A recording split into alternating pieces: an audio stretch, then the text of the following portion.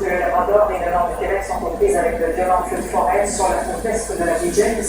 Le brasier force l'évacuation de 250 résidents vulnérables du village Édispin. Claude Bouchard, ces évacuations se font par mesure préventive. Oui, l'évacuation a été demandée par la communauté Crise des Semaines. La Croix-Rouge, elle est en soutien. Elle parle de 250 personnes à évacuer. Des gens qui pourraient être incommodés par la fumée. On parle de jeunes enfants, de femmes enceintes, des personnes aussi qui souffrent de maladies chroniques. Le premier avion est détaché vers 11h à l'aéroport de Val-d'Or. Le troisième avion est tout juste de se poser devant moi. Le plus près de la communauté des Semaines est à environ 15 km. Une superficie de 104 000 hectares. Et voici les commentaires d'une des mères de famille que j'ai recueillies un peu plus tôt aujourd'hui. Today in Ontario, the single area evacuated. Je suis très nerveuse. Et comment sont-ils accueillis? Il y a une dizaine de bénévoles de la Croix-Rouge qui sont ici, qui font les inscriptions et tout. Ils les dirigent vers les hôtels de Val-d'Or, mais aussi leur offrent toute une gamme de services.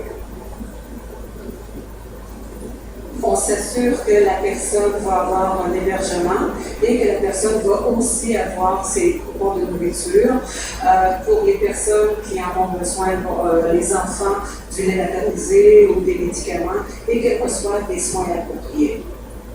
La Croix-Rouge prévoit 6 avions pour le moment. Et la raison pour laquelle la Croix-Rouge a choisi Val-d'Or, c'est que la communauté qui est la plus proche du lac Lisbonne pourrait accueillir entre 200 et 600 personnes où toute la communauté devait être inclue, mais on n'en est pas pour le moment.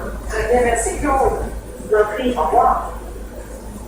Au Nouveau-Brunswick, c'est la deuxième journée de compétition aux Jeux de l'Acadie. Ça se déroule dans la région de Saint-Louis-de-Cannes. Ni la tête des 4 provinces atlantiques sont au rendez-vous. Mais Killarney, c'est un événement incontournable pour la relève sportive en Acadie. Tous les jeunes athlètes acadiens peuvent participer aux Jeux de l'Acadie. Ils ont entre 12 et 16 ans, donc ils proviennent des 4 provinces atlantiques, donc 9 délégations qui se disputent les titres dans une dizaine de disciplines. Donc c'est la 34e finale cette année. Cette fois-ci, ça se déroule à Chibouctou, Saint-Louis. Donc c'est un événement qui permet aux jeunes d'un peu partout de sortir de leur milieu, alors que plusieurs, des fois, n'ont pas l'occasion de compétitionner dans leur milieu. Pour plusieurs aussi, c'est l'occasion de faire du sport en français, ce qui est beaucoup plus difficile dans des provinces comme Terre-Neuve, comme la Nouvelle-Écosse, comme les Basse-Édouard. Mais aussi, c'est surtout l'occasion de rencontrer des Acadiens d'ailleurs, parce que chaque coin a sa propre réalité, ses propres problèmes.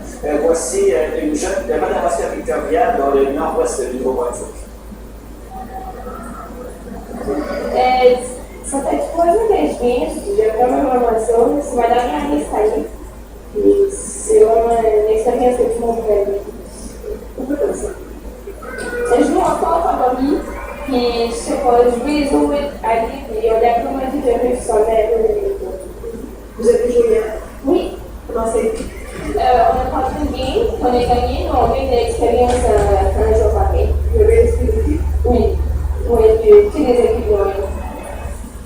Bon, en tout cas, il y a des gens de tous les âges qui se dévouent pour ces athlètes, des gens qui aiment bien ajouter à leur contribution pour que tout se passe bien. Voilà, et surtout cette année aussi, on a impliqué les plus jeunes, des gens de la 11e année qui sont tout juste trop vieux pour participer comme athlète aux Jeux de l'Acadie. Chaque organisateur ici a pris sous son aile un apprenti qui fait à peu près le même travail que lui. Donc il y a un président adulte, un président plus jeune, donc pour chacune des disciplines, pour chacun, surtout pour le comité organisateur aussi. Je vous présente maintenant un athlète de la Nouvelle-Écosse qui a participé plusieurs fois aux Jeux de l'Acadie, qui a tellement aimé son expérience, qui sera cette fin de semaine entraîneur-chef pour l'équipe de basketball de sa province. En fait, je me suis gradué, ça fait 2 jours. Alors, mais j'adore participer avec les jeunes. C'est un groupe incroyable. Il y a beaucoup de talent, il est entraîné fort. Et mes parents ont toujours eu beaucoup de temps dans mes activités, dans le sport, avec l'école. Alors, j'ai appris d'eux, puis c'est comme ça. Je dois redonner du temps à ma communauté, puis j'adore passer du temps avec eux.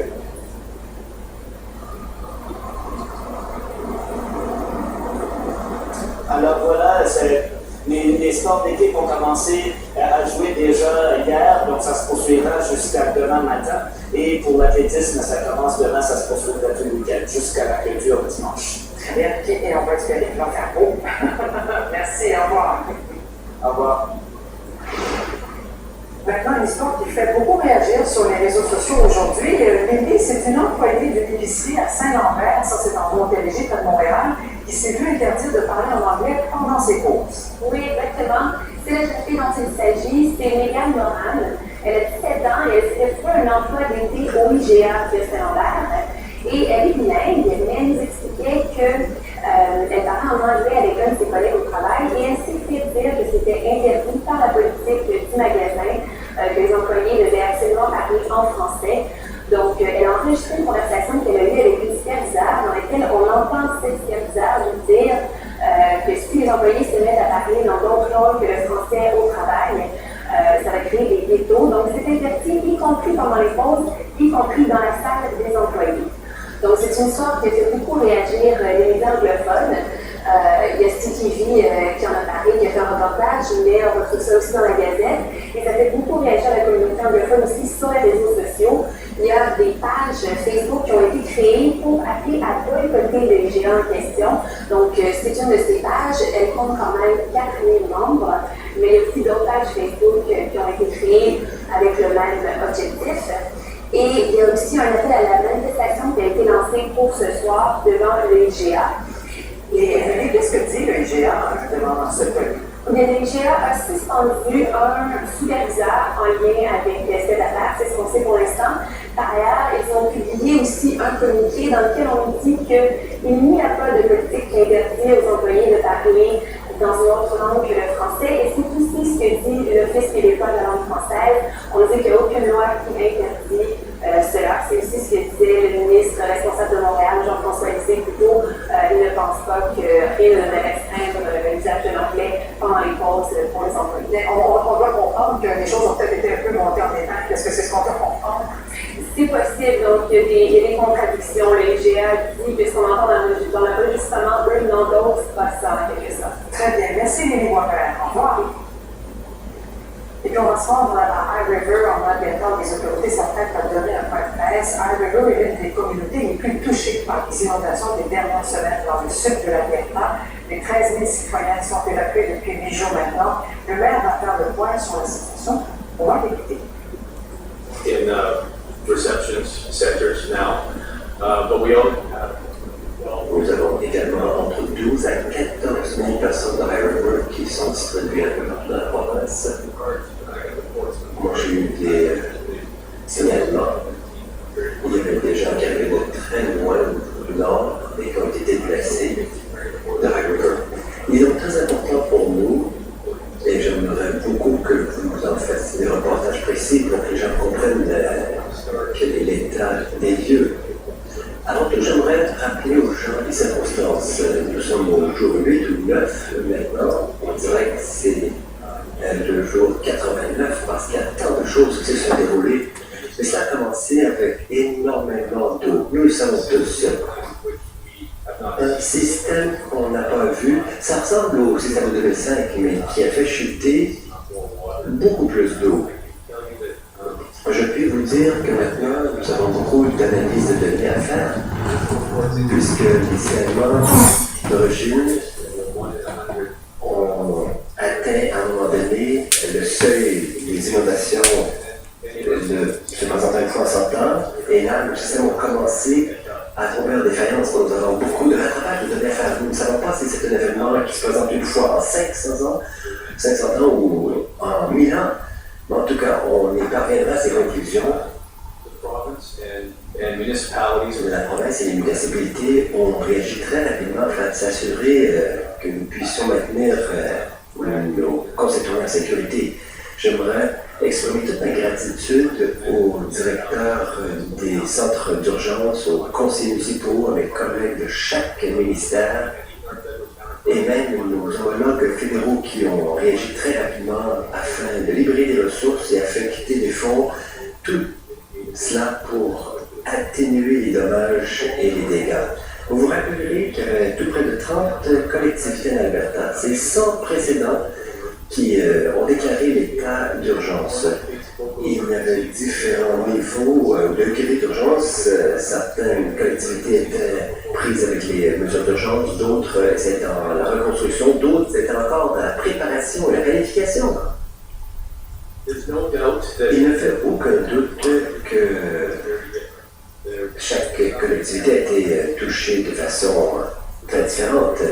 Il y en a qui ont eu des dégâts très importants, d'autres beaucoup moins. Vous avez vu les photos. Maintenant, j'appelle High River l'épicentre du défi qui nous attend et la communauté qui a reçu le plus d'eau. Il y a des endroits qui ont reçu ou qui ont connu autant de dommages aux résidences, mais aucun endroit a eu autant de dommages aux infrastructures, car à la fin, il n'y avait plus d'eau, il n'y avait pas d'égout, il n'y avait plus d'électricité, plus d'approvisionnement en gaz naturel, il n'y avait rien. Et donc, c'était très difficile même de démarrer la prochaine étape. En comparaison, car il nous faut comprendre à quel point nous avons progressé en très peu de temps sous l'égide des élus locaux. Je vous le rappelle, les urgences sont de juridiction locale et les gens ici se sont ralliés pour essayer de ramener les services publics. Parfois, j'ai entendu les gens le comparer à Slave Lake. Slave Lake, c'était une catastrophe sans précédent. Et le maire est d'accord, ce n'est pas une inondation, c'est une catastrophe ici. Mais les défis uniques sont que l'infrastructure a endommagé non seulement les routes et les ponts que nous connaissons.